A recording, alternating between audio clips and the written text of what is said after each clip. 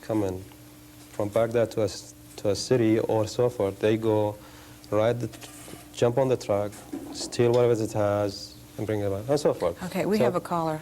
Okay. Sure. Hello, caller, you're on networking. Yes, I have a question for Alexander. Given Hussein's lore of the historic realm, i.e. he would like to return Iraq to what is known as the Hanging Gardens of Babylon, is his ultimate goal to rule the holy sacred lands, i.e. Medina and Mecca? Is that his ultimate motive? I'd like to get your opinion on that. Yes, more than that. He sees the Arab world from Morocco all the way to the Gulf, all those 22 states. And he wants to unify the entire Arab world, and he be their ultimate leader.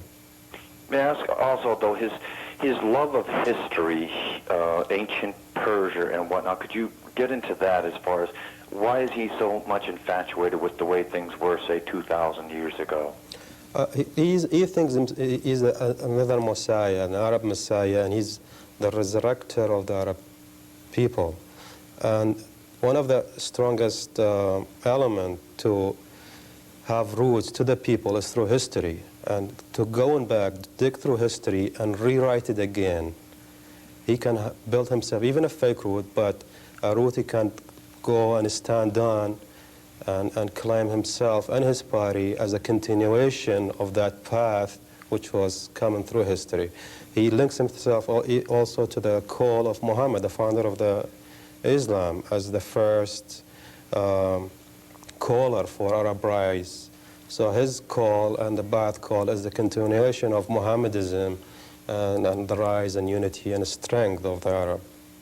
Also, how could he unite Iran with Iraq after that bloody 10-year war that they had where Iran suffered 1 million casualties? How can he turn the tide of that relationship in a matter of weeks?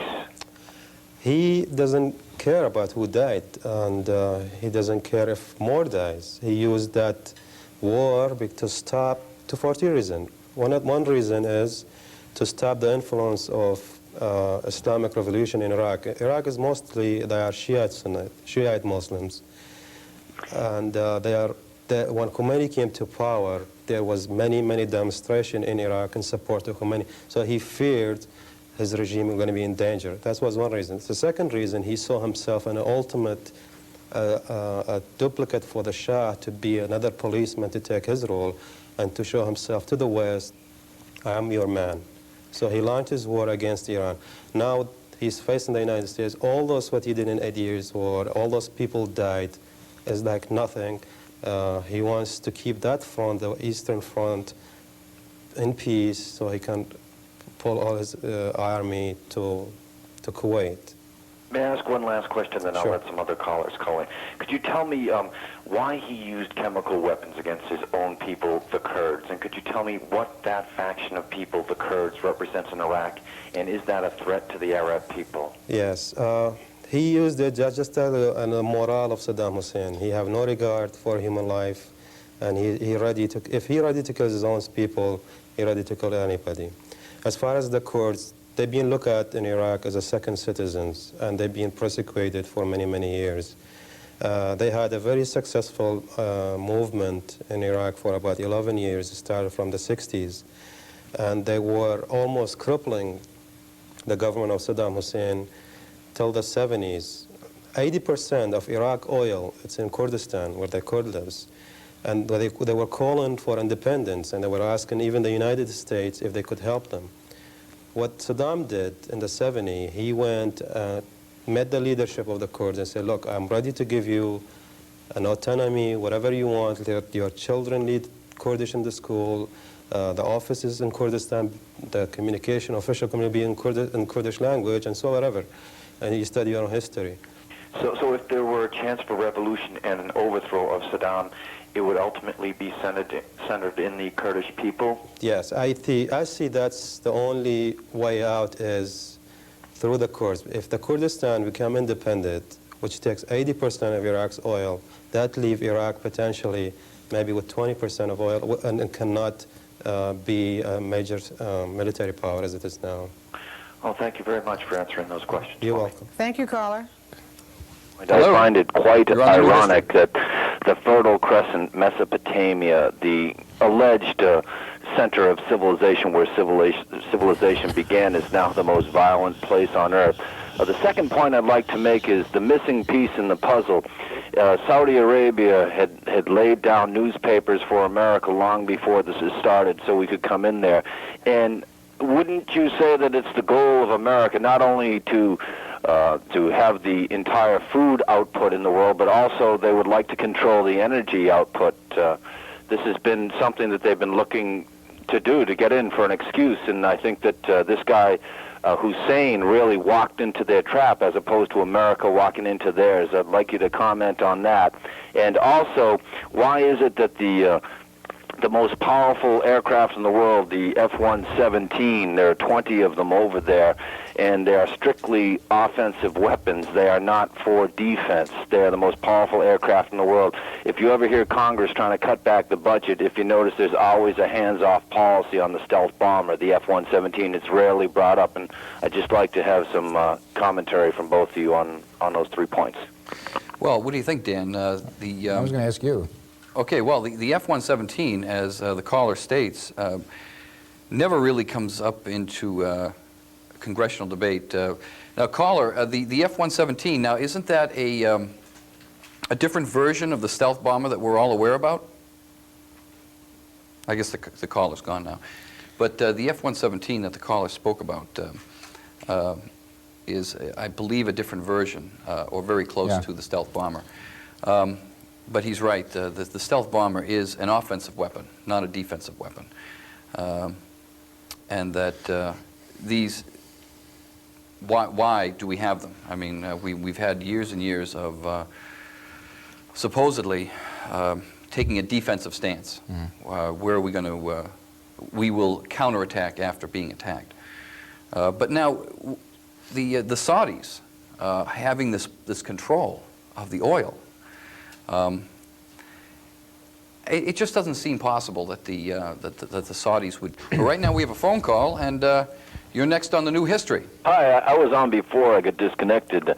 I just picking up on what Dan said. I think that George Bush is a very proud man, and that it wasn't his decision alone, in as much as I think the Pentagon, for finding a purpose after the dying out of the Cold War. I mean, that would have just been a five-sided building with really no purpose had there not been some pressure. But now that they're in there, time is on Hussein's side. Would you agree or not, as he tries to sway public opinion? Well, I think time is on his side, and the longer that we wait to take some action, whatever that action may be, it's definitely, it's going to soften, and I think the American public is going to become pretty antsy. They're going to want something. The American public is very much impatient. I mean, they want something done right away, and so I think that's the case. The American public will eventually, by the turn of the new year, I would say, would want something done. Would you disagree with that, caller? I would just like to mention also about that the United States, of course, we control all the food output. You know, they want a stronghold on all the energy output. Wouldn't you say that that would be, I mean, that would be our goal? That would prove that we would be the invincible power, would it not?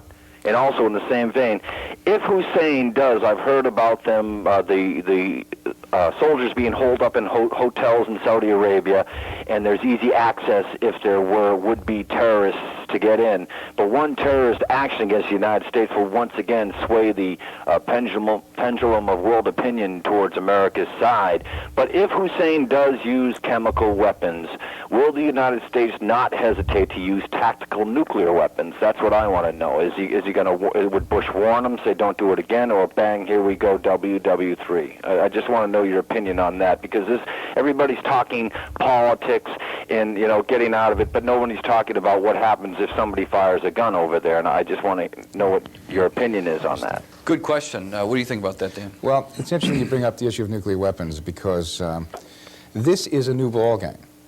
Vietnam was an interesting case. Here's a case in history where a country lost a war instead of using its biggest weapons. I don't think that ever occurred prior to that. We didn't use our nukes to win Vietnam. Why didn't we? Because the other side had nukes. So it would just be a losing battle. The other side actually being Russia. Right. We don't have that situation right now. The only other side is this tin horn dictator who, by the way, I understand you can get punished in that country if you happen to spill some coffee on a picture of him. It's seen as defacing his image, and I think the guy's a bit crazy. But anyway, we don't have that situation right now, and so the time is ripe for nuclear use because of the fact that we don't have the deterrent that we had before, namely the enemy. And this country lost a war and, by not using its biggest weapons, because it couldn't. This time is different. There is no opponent except this little fella who's got a few weapons maybe at best. Well, in addressing the specific question about the use of chemical weapons, I would say that if Hussein used chemical weapons in a limited way, well, then we're talking about Bush saying, don't do it again, even though he knows he shouldn't do it. But if he uses it on a massive level or more than once, I would say, yes, caller, that the United States will go to tactical nuclear weapons. Let's try to keep in mind, you say about using chemical weapons in a limited way. That's just like saying Bush would come back and say, we'll use tactical nuclear weapons yes, in a limited way, which is what they are. I mean, you don't get the radiation, you get more of the heat and more of the explosion. I would say that's a valid assumption on your part, caller. I think that's... Also, we speak about the Navy being in the Persian Gulf, okay? What about the range of the Exocet missiles that the Iraqis have? The Wisconsin, which is carrying vintage 1937 shells in its gut, is a sitting duck, as are the carrier groups. Let's not fool ourselves. Yes, they're safe in the Red Sea, but no, they're not in the Gulf of Arabia or the Persian Gulf, what have you. They're within striking distance, so I think that the Navy knows that, but what I'm worried about is a plan of action. We've seen this guy that looks like Willard Scott, the general over there. What's his name? His name escapes me. Yeah. Schwarzkopf or something like that? I saw him on 60 Minutes. He's a hero until war breaks out. I'm just worried about the chain of command, how decisions are made. It's usually, we saw it happen in Pearl Harbor by the time the message got back to Roosevelt, that all had begun, all had started. And I'm just worried about, number one, the United States being over there. Okay, guys, let's rock, let's start it up. Would they try to lure the Iraqis into it, i.e. by straying into their airspace to draw some fire or something? They're not just going to go over there, and this guy is not going to back out. He's a fanatic about it. If you spell Saddam's name backwards, what's it spell? Mad ass, and that's what the guy is. Well, I think you bring up an excellent point, caller, about the fact that we have so many ships over there in the Persian Gulf. I mean, the Persian Gulf is now turning into, with all of the international ships that are there, you've got them from Australia, and from Canada, and England, and so forth, it's turning into a massive Pearl Harbor here. So you could end up, we saw in the Persian Gulf, caller, there was an American guided missile destroyer. I can't remember the name of the destroyer, and an Iraqi F-115, I think it was, mistook it for something else and blew a hole right in the side of it. The captain was later... It didn't mistake it. That was... there's no way that it could mistake an American ship. Right, well, a frigate.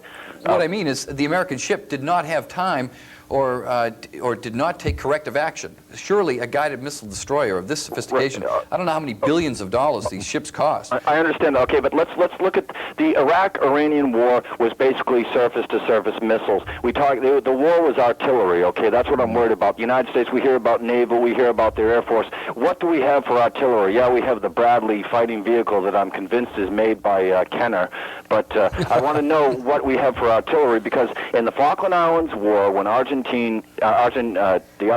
fired, they had 6 Exocet missiles in their arsenal, okay, against the Brits. They fired 5, okay. 2 of the Exocet missiles sank ships, and the third one heavily damaged another one. So they fired 5 missiles, and the Iraqis have over 2,000 exocets in their arsenal. I think that that's being overlooked, that their missile power, as far as their surface-to-surface missile power, yeah, their anti-aircraft is pathetic, but their surface-to-surface power, it's been proven over the 10-year war against Iran, and I don't think that the United States have really taken that into consideration. Well, once again, you bring up an excellent point. There were so many ships there in the Persian Gulf that they're like sitting ducks. And I'd like to say, though, let me interrupt you. I don't think the American people are going to be that easily whipped up into a war this time. Because after all, who's the enemy? It's just a small fella. It's not, you know, we like it. We attacked Grenada, you know, and Panama. And I hate to point out, but most of our losses of lives were from our own bullets. But nonetheless, I don't see the enemy that's going to whip up a real war hysteria in America. Dan, Yes. Dan, you know, though, that the number one, Saddam Hussein, yeah, we say that he's a fanatic, and I say he's a fanatic, but his ultimate goal is to draw Israel into the war, okay? Because Arab allies, the allies change with the wind. We know that right now. Look at Iran and Iraq. Iran loses 1 million people to the war with Iraq. Yeah, they may be allies next week. 1,000 square miles. And